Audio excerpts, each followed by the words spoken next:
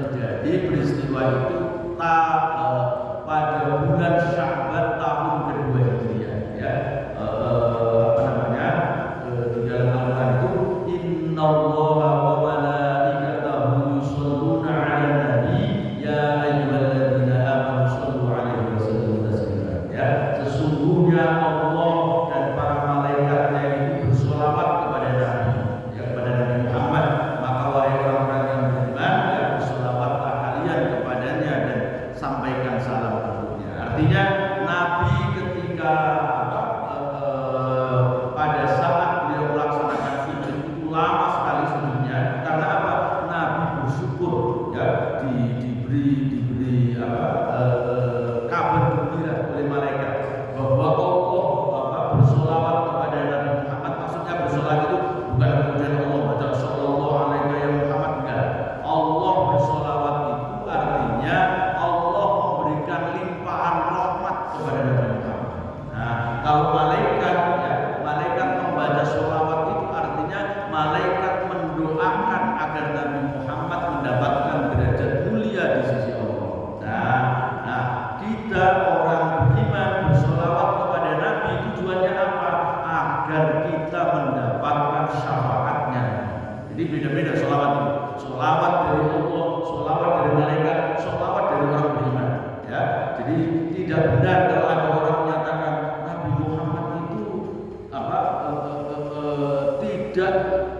menjamin keselamatan kaumnya, umatnya, ya. Beda dengan di agama sebelah itu, ya. Kalau agama sebelah kan, oh Bapak di surga itu sebagai penebus dosa domba-domba yang sesat, kan gitu, ya. Maka sudah dijamin, ya, umatnya itu semua ditebus dosanya. Tapi kalau Nabi Muhammad, ya, itu nggak bisa menebus dosanya. Buktinya apa? Orang umatnya disuruh bersolawat kepadanya.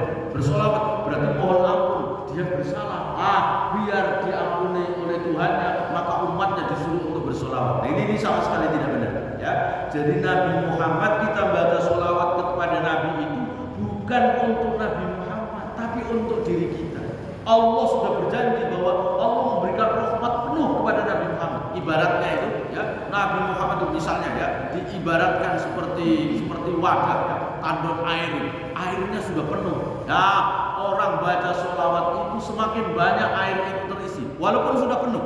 Airnya itu pasti akan mengalir, dan aliran dari sungai, ya, dari air tersebutlah itulah yang kemudian kembali lagi kepada kita semua.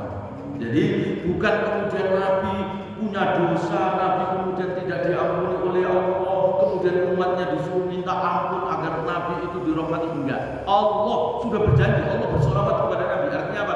Memberikan rahmat, ya, penuh kepada Nabi Muhammad. Malaikat memohonkan agar Nabi mendapatkan derajat tinggi, dan umatnya bersolawat itu untuk dirinya, ya, untuk mendapatkan syafaat nanti pada hari kiamat dari Nabi Muhammad SAW. Nah, hadis ini menunjukkan apa? Ketika seseorang mendapatkan sesuatu yang menggembirakan, maka orang itu dianjurkan untuk sujud syukur. Sujud sebagai tanda terima kasih kepada Allah. Caranya Allahu Akbar, sujud sekali, ya, kemudian Allahu Akbar salam. Nah, itu namanya sujud syukur, ya, sujud syukur. Jadi ketika mendapatkan nikmat yang besar atau terhindar dari musibah yang besar itu, maka kita dianjurkan sujud syukur. Nanti ada yang bertanya, kita ini kan mendapatkan nikmat, ya, nikmat paling agung itu nikmat berupa iman dan Islam. Kalau begitu berarti kita dianjurkan untuk sujud syukur. Berarti kalau begitu tiap hari kita harus sujud syukur. Ya, kan kita dapat nikmat iman dan Islam. Kita wajib sujud syukur enggak? Perlu sujud syukur enggak? Belum. Para ulama menyatakan tidak perlu sujud syukur. Kenapa? Karena sujud kita melaksanakan sholat, ya, sholat 5 waktu, sholat sunnah itu sebagai bagian dari syukur, karena di situ kita juga melaksanakan sujud. Kecuali orang yang baru masuk Islam, orang lama kemudian dapat hidayah dari Allah, dia boleh sujud syukur, ya. Ada pertama kali itu dia sujud syukur boleh. Tapi kalau sudah beriman, ya, seperti kita kesehariannya, ya, kita tetap beriman, tidak perlu melaksanakan sujud syukur. Karena apa? Ya, kalau semuanya sujud, setiap kali mendapat nikmat sujud, kita hidupnya sujud terus, ya. Bukankah kita ini bisa menghirup udara, bernafas, itu kan juga nikmat besar. Kalau nggak bisa nafas gimana? Mati gimana? Apa kemudian kita bernafas setiap kali nafas sujud, setiap nafas sujud, ya, repot banget. Maka nikmat yang sudah mulazimah terus menerus, maka tidak perlu sujud syukur. Karena apa? Karena kita sholat, kita sujud itu juga merupakan bagian, ya, dari sujud syukur, ya. Oke, hadis yang terakhir, wa anil Barra bin Azib, dari Barra bin Azib radhiyallahu anhu, anna Nabi sallallahu alaihi wasallam ba'atha 'aliyan ila Yaman. Nabi mengutus Ali bin Abi Thalib ke negeri Yaman. Pada kalau hadis kemudian Barra menentukan hadisnya panjang, ya. Qala, ya, Barra mengatakan wa kataba Ali radhiyallahu anhu, kemudian Ali ini kirim surat kepada Nabi Muhammad bi islamihim, dengan Islamnya penduduk Yaman. Falamma qara'a Rasulullah sallallahu alaihi wasallam, ketika Rasulullah membaca surat yang dikirim oleh Ali bin Abi Thalib itu, ya, kharra sajidan, Nabi kemudian tersungkur untuk melaksanakan sujud. Artinya apa? Nabi senang karena Ali ketika diperintah oleh Nabi diutus ke negeri Yaman untuk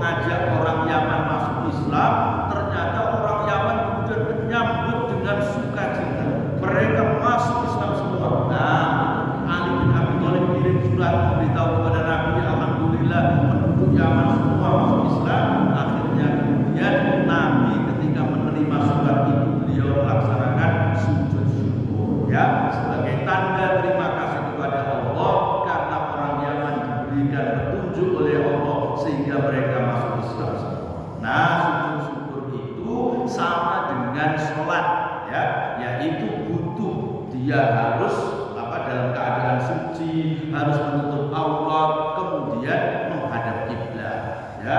Nah, makanya kalau pemain bola misalnya kemudian terguling, habis itu kemudian sujud, ya, kayak orang sujud syukur, itu bukan sujud syukur, ya, itu ya niru-niru sujud syukur lah, ya. Paling enggak yang lebih baik lah daripada kemudian yang gini-gini, ya. Nah, kan artinya apa? Dia bersiku. Karena apa? Karena kalau sujud syukur harus menutup aurat, ya. Orang pemain bola kan pakai celana pendek, ya, nggak menutup aurat. Kemudian tempatnya juga harus suci. Boleh jadi lapangan itu nggak suci, ya. Kadang-kadang kemudian menghadapnya juga ada yang menghadap sana, menghadap sana. Nah, sujud syukur menghadapnya ke arah kiblat, ya. Apalagi kemudian sujud syukur langsung kemudian dipeluk sama teman-temannya, ya. Selebrasinya itu kan, kemudian ditindihin, ya, dan sebagainya. Ya kalau sujud syukur ya nggak boleh, ya, nggak boleh di depannya ada orang aja nggak boleh, apalagi lagi sujud kemudian dijatuhin, ya, oleh temannya, ada yang merangkul dan seterusnya, ya. Baik, kita lanjutkan sekarang bab yang baru, ya, tentang sholat tatawwu. Bismillahirrahmanirrahim. Bab sholat tatawwu, bab tentang sholat sunnah, ya. An Rabi'ah bin Malik al-Aslami, dari Rabi'ah bin Malik al-Aslami radhiyallahu anhu, qala Nabi sallallahu alaihi wasallam, Nabi bersabda, sal, mintalah kepadaku. Fakultu, maka aku katakan, as'aluka murafaqataka fil jannah. Aku ingin agar aku menjadi temanmu di surga, ya Rasul. Faqala, Nabi bersabda, awa ghairu dzalika, adakah yang lain selain itu? Fakultu, maka aku katakan kepada beliau, huwa dzaka, hanya itu ya Rasul yang aku minta. Qala fa'inni, Nabi kemudian bersabda, fa'inni, bantu aku ala nafsika, untuk mewujudkan keinginanmu, bikathratis sujud, dengan banyak melaksanakan sujud. Nah, ini ceritanya Rabi'ah bin Malik al-Aslami ini sahabat Nabi yang menjadi pelayan Rasul, khusus untuk masalah yang terkait dengan toharoh. Nabi itu kalau mau wudu, ya, kalau mau sholat, mau buang hajat dan seterusnya, ini Rabi'ah bin Malik al-Aslami ini yang menyediakan, ya, airnya atau menyediakan tempat di mana beliau melaksanakan sholat dan seterusnya, ya. Nah, sampai suatu saat Nabi kemudian terharu dengan pengabdian Rabi'ah bin Malik al-Aslami ini. Sampai Nabi kemudian, wahai Rabi'ah, kamu mintalah satu permintaan kepadaku, aku akan penuhi permintaanmu. Nah, Rabi'ah ini orang cerdas, orang pinter. Ketika ditawari oleh Nabi begitu, dia minta, ya Rasul, bolehkah aku berpikir 3 hari? Aku mau minta apa satu permintaan itu kepada Anda, ya Rasul. Nabi membolehkan. Ya udah, aku beri waktu 3 hari, silakan. Kamu berpikir apa kira-kira yang kamu minta dari. Nah, setelah 3 hari, maka Rabi'ah kemudian minta, ya Rasul, aku minta agar nanti di surga aku menjadi temanmu di surga. Ini kan permintaan luar biasa. Aku ingin nanti di surga, ya, menjadi teman murafaqah, itu artinya teman yang setiap saat bisa ketemu. Nah, ini permintaan luar biasa. Sampai Nabi nanya, apa ghairu dzalik? Enggak ada yang lain apa? Cari yang lain, jangan itu. Mau minta apa? Ya, minta jadi ketua DKM masjid boleh. Minta umroh, minta haji, minta apa? Ya. Jangan minta yang itu. Ya. Aku Nabi, maksudnya Nabi itu, ya. Ya tentu kan derajatnya beda, ya. Tapi Rabi'ah bin Malik ini, ya, enggak mau minta yang lain. Karena Anda mau minta satu permintaan, ya udah itu doang, ya Rasul, enggak ada yang aku minta kecuali itu, ya. Akhirnya Nabi kemudian bilang, kalau begitu bantu aku untuk merealisasikan permintaanmu itu dengan cara memperbanyak sholat. Maksudnya memperbanyak sujud, itu artinya memperbanyak sholat. Maksudnya apa? Sholat sunnah. Artinya apa? Semakin banyak sholat orang itu, maka akan semakin sering dia bertemu dengan Nabi di surga nanti, semakin dekat dengan Nabi. Nah, ini Rabi'ah bin Malik al-Aslami. Rabi'ah ini dipisahkan, sahabat Nabi yang miskin. miskin, nggak punya rumah, maka beliau termasuk ahlu sufa, orang yang tinggal di emperan Masjid Nabawi, ya, dengan 300 orang ahlu sufa yang lain. Robi'ah itu suatu saat, ya, karena sudah usia harusnya nikah, belum nikah, ditawari oleh Nabi, Robi'ah, kamu nggak nikah Pak? Ini udah waktunya kamu nikah. Robi'ah menyatakan, ya Rasul, kalau aku nikah, aku takut tidak bisa melayani Anda dengan maksimal, karena saya akan repot dengan urusan dengan istri dan seterusnya. Nabi kemudian, ya udah. Beberapa bulan kemudian Nabi nanya lagi, Robi'ah, kamu nggak mau nikah? Dia menyatakan, ya Rasul, siapa yang mau sama saya? Saya ini miskin, ya, nggak punya apa-apa, ya, nggak ada yang mau sama saya. Kata Nabi, kalau kamu mau, aku sudah punya pilihan untukmu. Oh, kalau begitu saya mau, ya Rasul. Nah, karena apa? Dipilih oleh Nabi. Maka kemudian Nabi, ya, kirim pesan, ya, dia diutus oleh Nabi, ya, ke suatu suku di Madinah. Kemudian orang itu dipeseni oleh Nabi, ya, bahwa ayah dari gadis itu agar mau menikahkan anaknya dengan Robi'ah bin Malik al-Aslami. Orang nggak punya ini, Robi'ah ini, ya, nggak punya apa-apa, orang miskin sekali, ya. Ketika Robi'ah sampai di tempat orang tua dari gadis itu, orang tua gadis itu langsung senang, ya, ini utusan Nabi, maka langsung kemudian diterima, ya. Anaknya dipanggil dan anaknya langsung mau.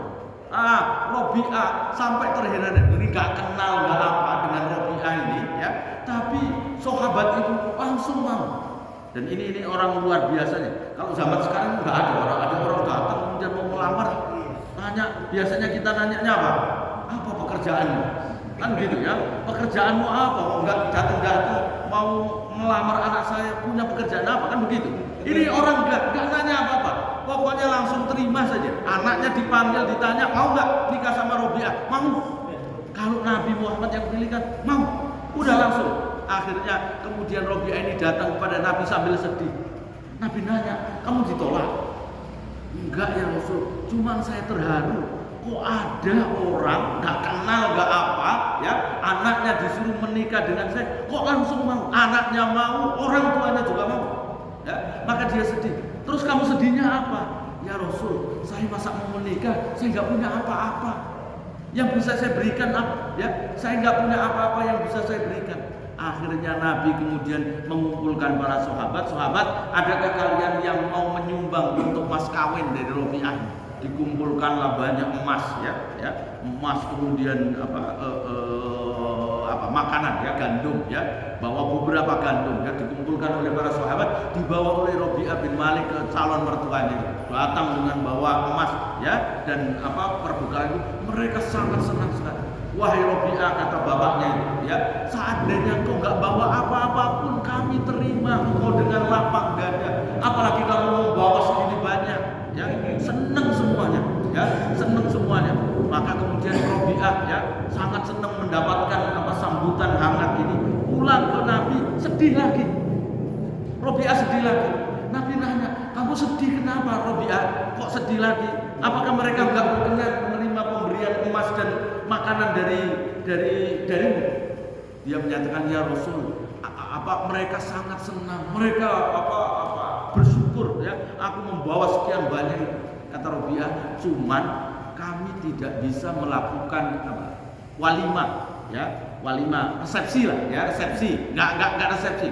Nabi kemudian, ya udah kalau begitu ambil kambing, ya, kambing peliharaan pelayannya Nabi itu, ya, kemudian disuruh oleh Rasulullah membawa kambing itu untuk dimasak dan kemudian melakukan resepsi. Nah ini Robi'ah bin Malik al-Aslami, orang yang udah pasti nih masuk surga. Nabi janjiin bahwa nanti akan menjadi temanku di surga nanti. Nah ini apa dari hadis ini, ya, pelajaran pentingnya adalah bahwa seseorang itu, ya, semakin banyak amal ibadah sholatnya, maka akan semakin tinggi derajatnya di surga nanti. Ya, karena apa? Setiap kali kita sujud itu, dalam hadis Nabi itu menyatakan bahwa setiap sujud itu mengangkat derajat seseorang di surga. Artinya apa? Semakin banyak sujud kita, maka semakin tinggi posisi derajat surga kita. Nah, itu sebabnya maka kita diajarkan dan dianjurkan untuk memperbanyak sholat sunnah. Baik, kita lanjutkan hadis yang kedua. Wa an Ibnu Umar radhiyallahu anhu, dari Ibnu Umar radhiyallahu anhu qala hafidtu minan nabi sallallahu alaihi wasallam, aku menjaga dari Nabi sallallahu alaihi wasallam asyra rakaatin, ada 10 rakaat ya, 10 rakaat yang aku jaga dari Nabi Muhammad. Apa itu 10 rakaat? Rakaataini qabla dhuhri, 2 rakaat sebelum zuhur, wa rakaataini ba'da, 2 rakaat setelah zuhur, wa rakaataini ba'da maghrib, dan 2 rakaat setelah maghrib, fi baitihi, di dalam rumahnya, wa rakaataini ba'da isya'i fi baitihi, dan 2 rakaat setelah isya di rumah, wa rakaataini qabla subhi, dan 2 rakaat sebelum sholat subuh. Nah, ini adalah peringkat sholat yang paling utama. Jadi sholat sunnah itu, di antara sholat sunnah, sholat yang paling mulia itu adalah sholat rawatib. Sholat qobliyah, sholat ba'diyah. Bahkan sholat rawatib ini mengalahkan sholat tahajud. Sholat tahajud kalah, ya. Sholat tahajud kalah. Apalagi kalau sholat tarawih kalah. Kadang-kadang kan gitu ya. Kalau habis sholat isya mau sholat tarawih, nggak sholat ba'diyah dulu, langsung kemudian sholat tarawih. Ini rugi. Karena apa? Seutama-utamanya sholat tarawih kalah oleh sholat ba'diyah. Ya, maka yang benar itu kita harus mendahulukan sholat ba'diyah, sholat qobliyah itu yang lebih utama. Ya, itu yang lebih utama, mengalahkan sholat yang lain, mengalahkan sholat tahajud, mengalahkan sholat witir, sholat tarawih, sholat yang lain. Ya. Ini maka sholat rawatib, sholat yang mengiringi sholat fardu, baik sebelum maupun sesudah sholat fardu, maka itu yang paling utama. Ini derajat tingkat pertama, ya, sholat sunnah yang paling baik. Ya, kenapa? Karena ada hadis Nabi, ya, awwal ma yuhasabu bil abdu yaumal qiyamati as-shalah, ya, fa in atammaha wa illa faqila unduru halahu min tatawwu'in, ya, nanti pada hari kiamat yang paling pertama dihisab dari amal manusia itu sholatnya. Kalau sholat fardunya sempurna, maka tidak jadi masalah, yang berarti dianggap orang baik. Tapi kalau sholat fardunya tidak sempurna, tidak khusyuk, kadang-kadang lalai, tidak dianggap waktu dan seterusnya, maka kata Allah kepada para malaikat, lihat sholat sunnahnya. Lihat, kalau sholat fardunya belum sempurna, lihat sholat sunnah. Dia mengerjakan sholat sunnah bukan?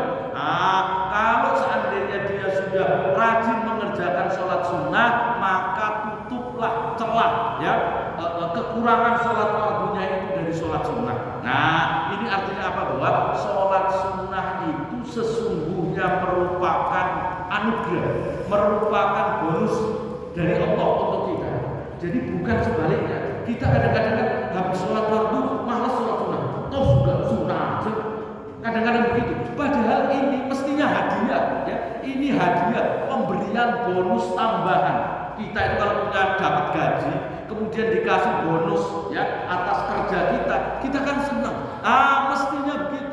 Sholat sunnah itu sholat yang menjadi bonus, ya, dari hasil pekerjaan fardu kita. Artinya berarti mestinya kita senang, ya. Maka sama Imam Rafi'i itu menyatakan, apabila ada orang tidak terbiasa mengerjakan sholat sunnah, kata Imam Rafi'i itu, jangan kamu jadikan dia menjadi saksi.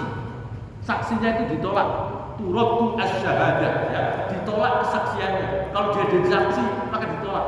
Makanya saya termasuk yang tidak setuju kalau ada orang nikah, ya. Kalau ada orang nikah itu biasanya yang jadi saksi biasanya pejabat, ya. Karena ada baru-baru ini, ya, ada orang yang nikah itu, ya, yang jadi saksinya menteri. Nah, padahal jadi saksi itu harus orang adil. Orang adil itu apa? Orang yang tidak terbiasa meninggalkan yang sunnah. Artinya kalau dia jarang sholat qobliyah, jarang sholat ba'diyah, jarang tahajud, jarang sholat witir, jangan jadikan saksi. Meskipun dia presiden, wakil presiden maupun yang lain, ya, karena ukuran jadi saksi itu bukan pejabat, ya. Yang pas itu jadi saksi itu ya Ustaz Fasih, ya. Jadi imam masjid lah, ya, atau ketua DKM, Nah, itu cocok kalau jadi saksi. Kenapa? Yang terbiasa melaksanakan yang sunnah. Jadi saksi itu harus orang adil. Orang adil itu apa? Orang yang tidak membiasakan meninggalkan yang sunnah. Itu namanya adil, ya, adil itu. Nah, maka kalau kita ingin jadi orang yang adil, orang yang baik, maka sholat rawatib itu jangan ditinggalkan. Ya, minimal 10 rakaat ini, ya. Sebelum zuhur 2 rakaat, setelah zuhur 2 rakaat, kemudian setelah maghrib 2 rakaat, setelah isya 2 rakaat, sebelum subuh 2 rakaat. Ada 5 sholat masing-masing 2 itu. Nah, itu berarti 10. Inilah yang diambil oleh Imam Ahmad bin Hanbal. Imam Ahmad bin Hanbal menyatakan sholat rawatib itu 10 rakaat. Nanti kalau Imam Syafi'i itu paling ganda. Imam Syafi'i itu 16, ya, 16. Ya, nanti ada tambahan, ya. Nah, kalau Imam Abu Hanifah 12, ya, Imam Abu Hanifah 12. Jadi 10 rakaat ini, ya, 10 rakaat itu mari kita upayakan, ya, untuk dilaksanakan. Yang penting saya ingin katakan di sini, ya, menurut Imam Syafi'i yang namanya sholat qobliyah itu apa? Ba'diyah itu apa? Menarik. Imam Syafi'i itu, ya, di dalam pendapatnya sholat qobliyah itu bukan sholat yang dikerjakan sebelum sholat fardu saja, ya, bukan hanya itu. Bahkan sholat qobliyah bisa jadi dikerjakan setelah sholat fardu, ya. Itu Imam Syafi'i, ya. Jadi kata beliau, ya,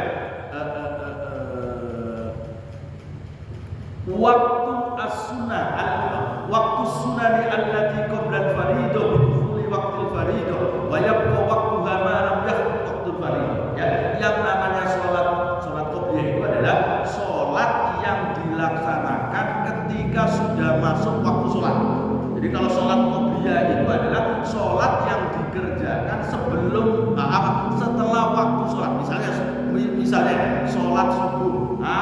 Ketika sudah masuk waktu subuh, maka orang sudah boleh sholat qobliyah subuh, sholat sunnah fajar. Meskipun belum adzan, taruhlah, di masjid yang lain sudah adzan, di sini belum adzan. Kemudian ada orang sholat sunnah fajar atau sholat qobliyah subuh, maka itu boleh. Nah, kapan waktu berakhir sholat qobliyah subuh itu? Waktu berakhirnya adalah malam yakhruj waqtul fariidah, selama waktu fardunya itu belum habis. Artinya apa? Sampai waktu subuh habis, baru sholat qobliyah itu baru habis waktunya. Artinya apa? Berarti kalau dilaksanakan setelah sholat subuh boleh. Ya, sholat qobliyah tadi. Contohnya apa? Contoh misalnya ada orang baru datang ke masjid, sudah qomat. Ya, sudah qomat, atau kalau belum qomat di jam itu tinggal 1 menit. Ya, kalau tinggal 1 menit kemudian kita sholat, nanti kasihan orang-orang nunggu lagi. Ya, belum lagi kemudian nanti datang lagi, ada sholat lagi. Kapan sholat subuhnya kalau gitu? Kalau begitu maka saat seperti itu kita boleh, ya, nggak sholat qobliyah dulu, ya, karena menunggu sholat subuhnya tadi, ya, tinggal 1 menit. Kalau qobliyah subuh nggak cukup ini, ya, 2 rakaat nggak cukup, maka kita sholat subuh berjamaah, qomat kemudian berjamaah. Setelah sholat subuh boleh sholat qobliyah subuh namanya. Itu tetap adaan, bukan kodokan, Karena apa? Namanya kodok kalau sudah habis waktu sholatnya. Ya, kalau sudah habis waktu sholat baru namanya kodokan. Misalnya, ya, belum sholat qobliyah subuh, jam 6, ya, sudah terbit matahari, baru kemudian melaksanakan sholat, namanya kodokan. Itu namanya kodok. Tapi kalau masih di dalam waktu itu, maka tetap tetap sholat qobliyah, meskipun dikerjakan setelah sholat itu. Ya, meskipun dikerjakan setelah sholat itu. Cuma sebaiknya kalau di kita, ya, daripada nanti menimbulkan fitnah, sebaiknya melaksanakan yang jangan di masjid. Habis sholat subuh jangan kemudian langsung sholat. Ntar orang sholat aliran sesat. Agar tidak menimbulkan kecurigaan atau salah sangka orang, kerjakanlah di rumah. Misalnya kita ini ya habis apa? Misalnya habis ngaji begini ya, tadi belum sholat qobliyah. Nanti ada pembahasan ya, qobliyah. Ada nggak qobliyah maghrib dan qobliyah isya? Itu bahasan nanti ya. Seandainya ya, karena tadi qobliyah itu baru habis kalau waktunya itu masih ada. Taruhlah misalnya ada orang habis sholat fardu maghrib ya, kemudian buru-buru pulang, belum sholat ba'diyah ya, buru-buru pulang. Habis itu makan misalnya, karena hari Senin baru berbuka. Habis makan kemudian baru sholat ya, sholat ba'diyah boleh ya, sholat ba'diyah selama waktu isyaknya belum masuk. Artinya apa? Atau sholat qobliyah misalnya, tadi belum sholat qobliyah, datang ke masjid sudah qomat ya, belum qobliyah belum ba'diyah. Habis makan di rumah taruhlah jam 6:30 atau jam 7 belum isya ya. Kemudian dia sholat qobliyah, kemudian sholat ba'diyah boleh ya, sholat qobliyah sholat ba'diyah boleh. Imam Ahmad itu ya, Imam Ahmad, karena kalau dulu antara azan Jumat ya dengan pelaksanaan khutbah itu waktunya sebentar. Padahal kan nanti hadisnya yang kedua itu sholat qobliyah zuhur itu sebaiknya 4 rakaat ya, 4 rakaat tidak 2 rakaat ya. Yang paling utama itu 4 rakaat. Nah, Imam Ahmad sholatnya qobliyah Jumat itu cuma 2 rakaat. Karena waktunya kemudian langsung khutbah ya, tidak lama ketika itu kemudian khutbah. Nah, Imam Ahmad ketika ba'diyah Jumat, beliau setelah sholat Jumat, beliau sholat 6 rakaat. Ketika ditanya kok 6 rakaat, kan Nabi menyuruhnya ya, yang paling baik itu 4 rakaat sebelum zuhur, 4 rakaat setelah zuhur. Ini kok Imam Ahmad punya sholatnya 6 rakaat? Kata Imam Ahmad, yang 2 rakaat tadi karena aku qobliyahnya baru 2. Artinya apa? Melaksanakan sholat qobliyah itu boleh dilakukan setelah sholat fardunya ya, setelah sholat fardu, asal masih ada dalam waktu tersebut ya, masih ada dalam waktu sholat fardunya. Tapi kalau sudah di luar waktu fardu, namanya qodhoan ya, bukan ada ya. Baik, kita lanjutkan hadisnya yang ketiga. Wa an Aisyah radhiyallahu anha wal muslimin, di dalam riwayat Imam Muslim, karena idza tala'a al-fajr ya, ketika sudah terbit fajar, la yusalli illa rak'ataini khafifataini. Nabi tidak melaksanakan sholat kecuali 2 rakaat yang cepat, yaitu sholat fajar. Nabi sholat fajar itu artinya tidak ada sholat itu kemudian sholatnya itu lebih dari 2 rakaat. Qobliyah ya, qobliyah subuh itu hanya 2 rakaat ya, hanya 2 rakaat. Itu sebabnya kalau kita kemudian datang ke masjid misalnya, datang ke masjid lihat jam subuh itu ya, taruhlah tinggal 3 menit, maka jangan sholat tahiyatul masjid ya, sholatnya sholat sunnah fajar atau sholat qobliyah subuh ya. Kenapa? Karena kalau kita sholat qobliyah subuh, maka qobliyah kita itu juga mendapatkan pahala sholat tahiyatul masjid. Tapi kalau kita sholatnya niat sholat tahiyatul masjid, kita tidak dapat pahala sholat qobliyah subuh ya. Jadi itu harus dibedakan. Begitu juga kalau sholat sholat tahajud ya, sholat tahajud misalnya ada orang sholat isyaknya di akhir waktu ya, taruhlah misalnya jam 4:04 ya, udah mau subuh sholat isyak, habis sholat isyak kemudian sholat 2 rakaat sholat tahajud misalnya, maka dia tidak mendapatkan pahala ba'diyah ya, karena dia nggak sholat ba'diyah isyak. Tapi kalau dia sholat ba'diyah isyak, maka dia dapat pahala tahajud. Karena apa? Tahajud itu adalah sholat yang dikerjakan setelah sholat isya, setelah tidur. Dia habis tidur, sudah tidur, sholat isya, sholat ba'diyah isyaknya itu menjadi sholat tahajud bagi dia. Tapi kalau orang niatnya sholat tahajud, dia nggak dapat pahala sholat ba'diyah isya. Ya, sama persis dengan orang saat masuk masjid sholat subuh tadi. Ya, kalau tinggal 3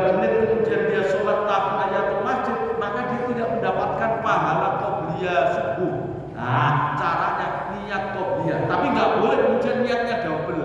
Ya, saya niat sholat qobliyah sekaligus tahiyatul masjid. Nggak boleh. Ya, jadi nggak boleh didouble dengan sendirinya, ya. Karena apa? Karena sholat tahiyatul masjid itu definisinya atau takrifnya adalah sholat yang dikerjakan orang ketika masuk masjid sebelum dia duduk. Sholat apa saja, ya. Pokoknya sebelum duduk namanya sholat tahiyatul masjid. Nah, tadi sholat qobliyah subuh karena dilakukan sebelum dia duduk, namanya juga tahiyatul masjid. Ya, nah ini. Baik, hadis berikutnya. Wa an Aisyah radhiyallahu anha, dari Aisyah radhiyallahu anha, anna Nabi sallallahu alaihi wasallam, sesungguhnya Nabi sallallahu alaihi wasallam kana la yadau arba'an qabla dhuhri. Nabi itu tidak pernah meninggalkan sholat 4 rakaat sebelum zuhur. Wa raka'ataini qabla al-wada, dan 2 rakaat sebelum sholat subuh. Artinya sholat yang paling utama enggak pernah ditinggalkan oleh Nabi, ya, itu adalah 4 rakaat sebelum zuhur dan 2 rakaat sebelum subuh. Baik ketika Nabi dalam keadaan bepergian atau musafir atau Nabi berada di rumah, senantiasa dilaksanakan, ya, sholat ini Nabi tidak pernah meninggalkan. Nah, di dalam riwayat nggak hanya itu, ya. Imam Syafi'i kemudian membagi sholat itu ada sholat sunnah yang muakkadah, ada ghairu muakkadah. Yang muakkadah itu apa?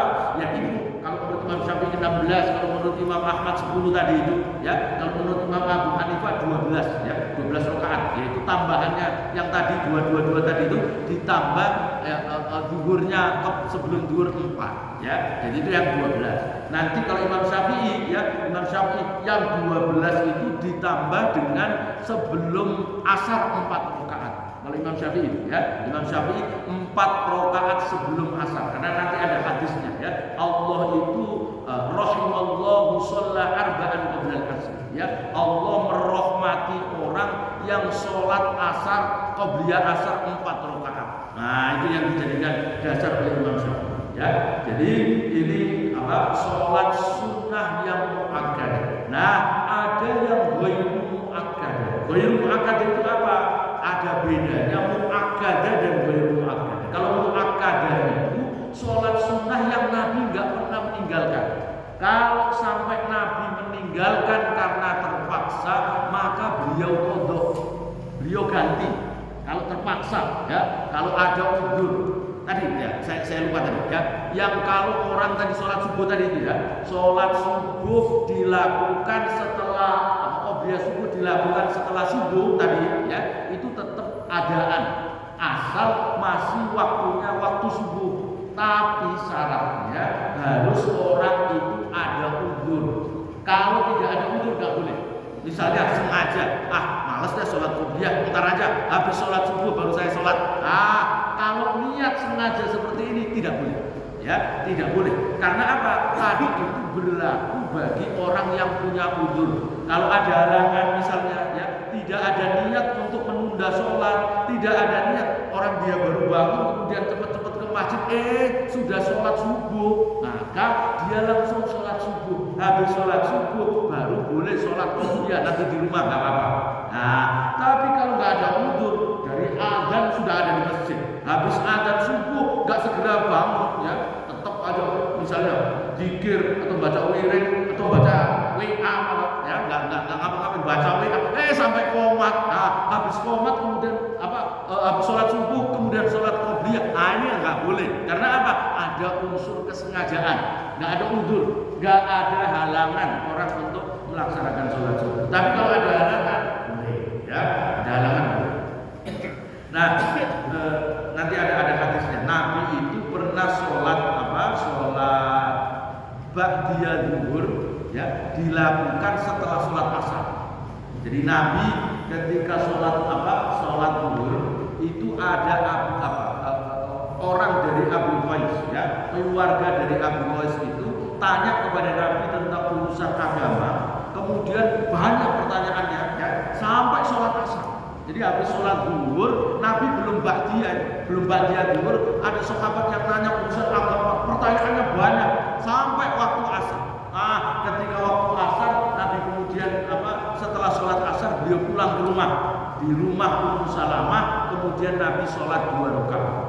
Sahabat Ummu Salamah nanya, ya Rasul, Anda sholat apa ini? Setelah asar kok ada sholat ini? Nabi menyatakan, tadi aku disibukkan oleh pertanyaan dari keluarga Abu Qais, ya, aku belum sempat sholat zuhur tadi. Baru sekarang ini aku sholat ba'diyah zuhur. Nah, itu artinya apa?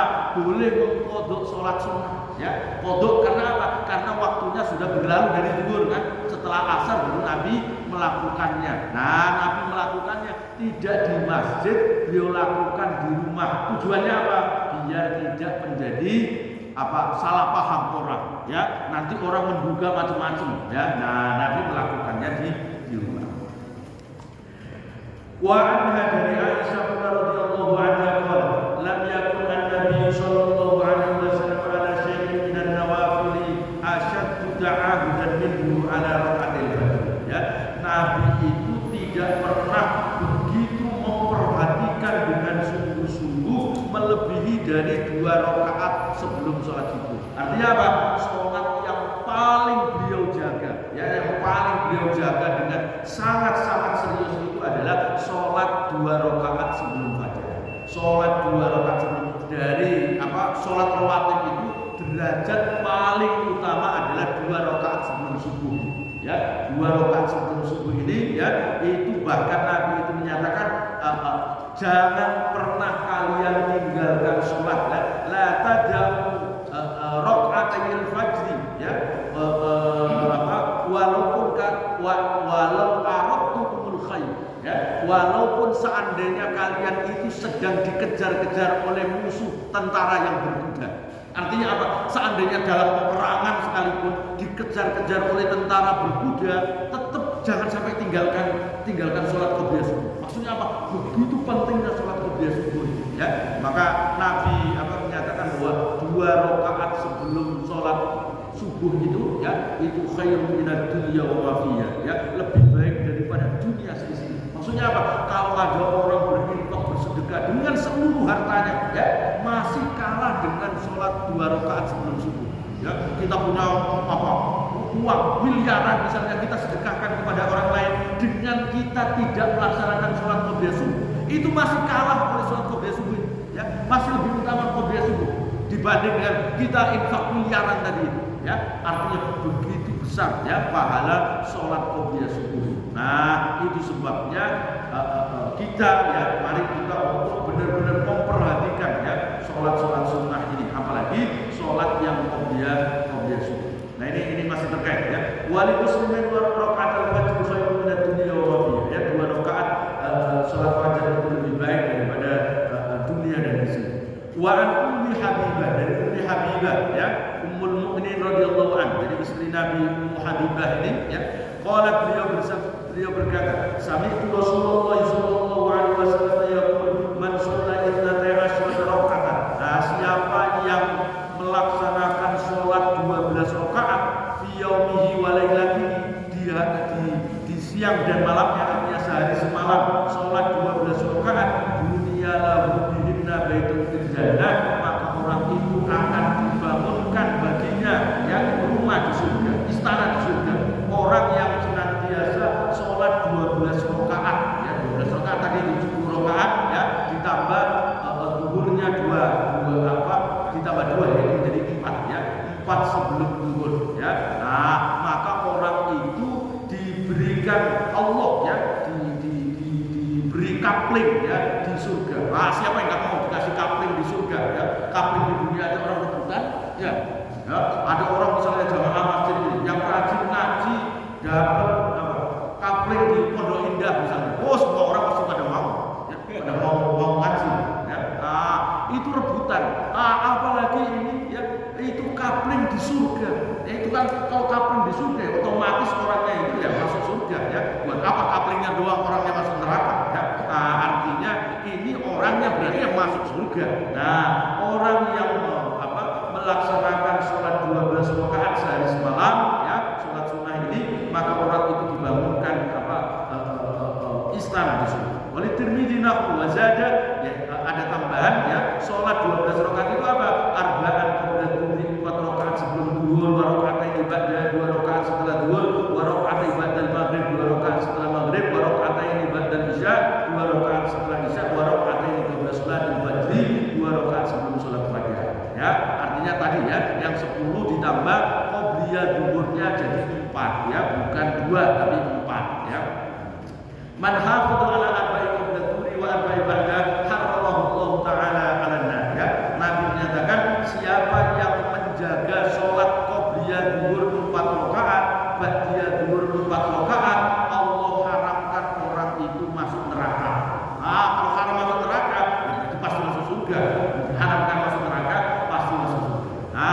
ini menarik ya. Ummu Habibah istri Nabi ini meriwayatkan hadis itu. Ketika itu beliau menyatakan qalat Ummu Habibah fama taraktuhunna mundu an sami'tuhunna min Rasulillah sallallahu alaihi wasallam.